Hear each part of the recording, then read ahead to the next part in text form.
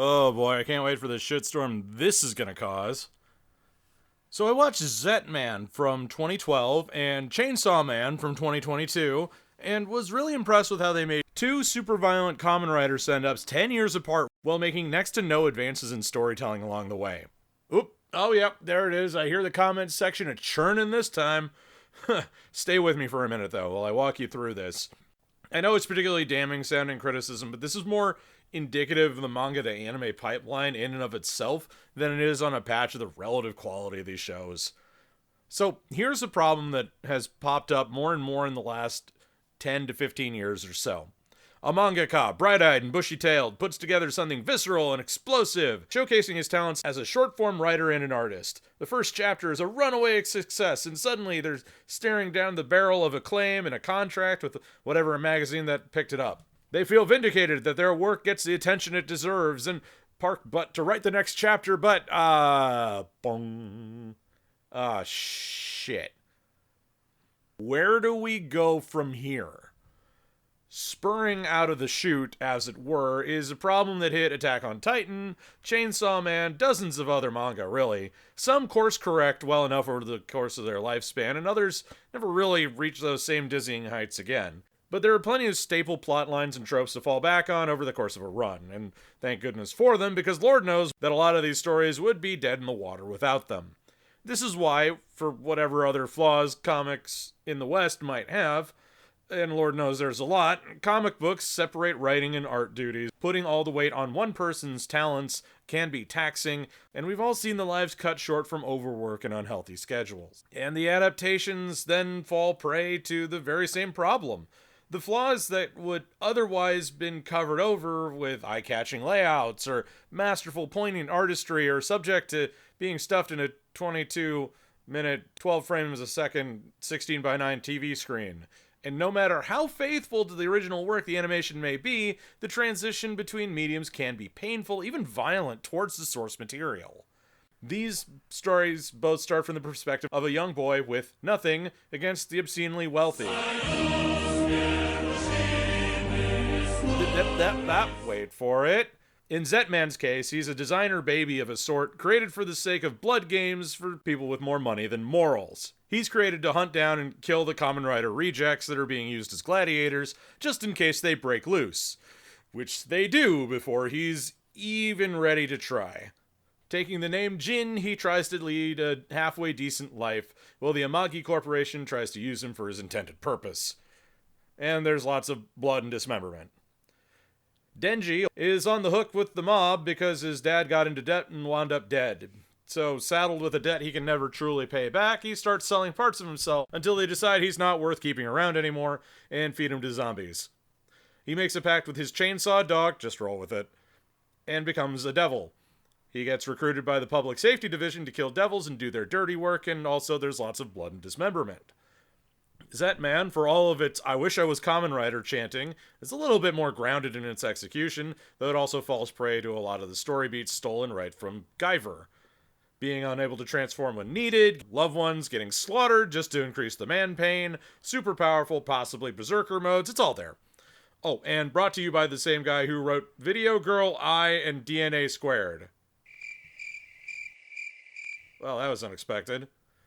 But all the same, the story goes along in the anime in a way that's almost comically bleak and features a lizard people hiding in plain sight overplot that will set some people's teeth on edge. But hey, that's how they did it in Guyver, so you gotta do it here too, right? In some ways, it feels like a cross between a fic for the still unfinished Bio Booster Armor Guyver anime series and a love letter to Kamen Rider Black and Kamen Rider RX. I'd say it has a lot in common with more recent KR shows, but the original manga actually predates them, TV series or none. On the other side of the will they, won't they frenemy battle is Koga, taking on the mantle of his favorite superhero, Alphaz, a self-proclaimed champion of justice. Oh, but what is justice anyway? Is it just a cover-all saying for imposing your will on someone else? The bad guys throw the trolley problem at him a couple of times for the sake of angst, and he invariably makes the quote-unquote wrong choice? I guess. Meanwhile, on Denji's side, he's a simple boy and just wants things that are nice to happen to him. Pochita, the chainsaw dog demon thing that he made a contract with, apparently took over more parts of him than just his heart. And he gets teamed up with 1. A psychotic 02 clone, 2. Kanda from D. Greyman, 3. A walking panic attack, and, of course, 4. Makima, his boss. Following that, they're joined by Himeno, well, whatever. She doesn't last nearly as long as I would have liked her to, but there is a PNR when she stops being cool and just starts being weird. Being a devil whose only real utility is causing rapid disassembly of people, places, and things, there's not a whole lot that Denji can really do other than get thrown at bad guys until one of them stops moving. For the most part, it's the other guy. Public Safety's ultimate goal is to defeat the Gun Devil, who is also Sir not appearing in this anime, and with every battle they win, they find more and more chunks of it in the form of apparently small caliber expended shell casings. Yeah, I guess that dog will hunt. Both of these anime have a love of body horror and gore that, well, it isn't really new territory, it's sort of novel for TV anime in this day and age, even after the watershed. The artistry on display between the creature designs and expression work is also quite impressive, both on the page and on the screen. They also feature the kind of inhuman cruelty that people are capable of to each other, and use that sort of as a bouncing off point to make their arguments about who's really the monster here, as one would expect. In Chainsaw Man's case, it's asking you who your public servants really serve, and in Zetman's case, it's powerful Zaibatsu using people's lives for playthings and test subjects. Ah, there it goes. The problem is that both of them are just written in such a way that it seems to run counter to their own points. Denji is just a 9-to-5er when it comes right down to it. He's out there to get his and go home and do it again tomorrow and maybe grab a boobie on the way out. It's not a philosophical or idealistic battle he's fighting. It's punch in, punch demon, punch out. The rest of them aren't really much better. The rookies often get just murdered and massacred in this profession, and the ones that don't are thrown through the ringer. Now, they do a decent enough job of showing both the trauma that the job causes and the dumb shit that people do to amuse themselves on the clock, but Denji is no philosopher. To be perfectly honest, I don't even know if he's literate. Zetman has it even worse, though. While Jin, our transforming hero, is doing the whole stoic loner thing, because, fair enough, everyone around him gets hurt or killed in some way, the monsters he faces go out of their way to prey on humans when they could be keeping a low profile. They just abso-fucking-lutely love killing humans. Can't get enough of it. So when Koga says he's gonna wipe them all out, crazy genocide eyes and all, I can't really fault him. This is after an explicit and actionable threat, a clear and present danger, if you will. He's willing to pull a Dark Knight and be the bad guy so the rest of humanity can sleep easy. This is also very fitting because the mangaka did a Bandai movie realization for Batman in 2008, right after The Dark Knight. Unfortunately, I'm worried there's also quietly an anti-queer thread running through this thing that I really don't want to pull too hard on. But when the big bad shows up and goes from an effete man in a suit to an angel with pouty lips and stripper heels and basically says, "We pretend to be normal to prey on you," it's not a good look to have as your main baddie. And then have your lead characters go kill crazy on them. I think the mangaka has some things he needs to work out. But hey, if you thought that went places, don't worry. These series are both pretty profoundly shallow outside of that.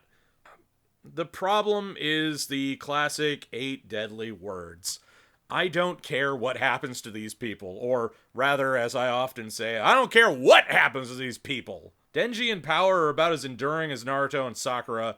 Himeno was cool right up to the point where she tried to fuck a minor and then literally disappeared from the series, and I had to look up what Aki's name was because he left a negative imprint on me. Why should I care about these characters when they're so lackadaisical about their situation? It goes from darkness-induced audience apathy to darkness-induced character apathy. And I've never really enjoyed watching stupid characters outside of a comedy series, so Abbott and Costello here aren't really my jam. Zetman has characters who at least kind of understand the stakes they're dealing with, and are willing to put themselves in harm's way to do good. Now, the world they're fighting for is a bit on the dumb side, and things exist in it for the sake of pushing the story forward, rather than feeling like a natural progression. There's a whole lot of that classic, this is how the story must go, because that is how this story is told, as a problem, where the author is aping story beats without adequately putting in the work to make those story beats impactful, or in some cases maybe even understanding why they were impactful in the first place. It's rote memorization and regurgitation of how plot lines go, and expecting it to be just as good as it was when they first saw that story the first time all those years ago as a kid. So the result is a story that feels artificial, and that can pull the audience out of whatever enjoyment they might be having. At least it does for me. Your mileage may vary, yada yada yada. And yet, in all this, there is a certain care and artistry to the artwork that can't really be denied. Zetman and Chainsaw Man are both extremely well drawn in their ways. They're expressive, they're visceral, they're detailed to the nines. It's just a shame it's not in service to something with a little bit more narrative oomph. And that's not the fault of the animators. That's not the fault of the storyline writer. That's not the fault of the mangaka. That's just kind of the way that certain anime gets made nowadays. The inmates are running the asylum is something that gets thrown around a lot, and it's true in comic books, though we've gotten better about it over here in the West, and it's true in anime, and it's still a work in progress over there. It's just the way of it when you have entertainment mediums. People who enjoy watching or reading types of literature that come right back around and try to make that same type of literature without understanding, maybe adequately, or just in general, why it worked in the first place. And then they're kind of taken advantage of by executives to try and make a buck off of whatever got made through their astonishingly cheap and, frankly, abusive labor practices. Either way, you can't fault something for being popular that's not a legitimate criticism of, oh, well, people like it, so it must be awful. No, if a lot of people like it, it might be good, it might be bad, it might just be fine. Things get popular sometimes for no discernible reason, and that's fine. Not everybody has to have a, degree in film criticism to understand or really appreciate media in the way that some of us other folks do. Just be at peace with knowing if you like something that other people are saying is stupid, that's not a deal breaker for you. And if it's not a deal breaker, then great, you're going to enjoy whatever's on the tube today. And if it is a deal breaker for you, then you're going to have to go a little deeper to find something. Neither is a bad thing or a moral judgment. It's just being able to recognize what you personally find entertaining and what you're willing to throw yourself behind over the course of a 12 episode or 24 episode series. There we are at the end of the line. One show got near zero fanfare in its time. The other is expectantly waiting its next season. They're both fairly similar in tone and execution, though Chainsaw Man is way hornier, and God, that's boring. Maybe it's a hype issue where I was expecting something with more to really sink my teeth into, considering how people were over the moon for it. But then we're also in a world where a character from Gridman with yardsticks for legs gets called thick, so maybe I just missed a memo.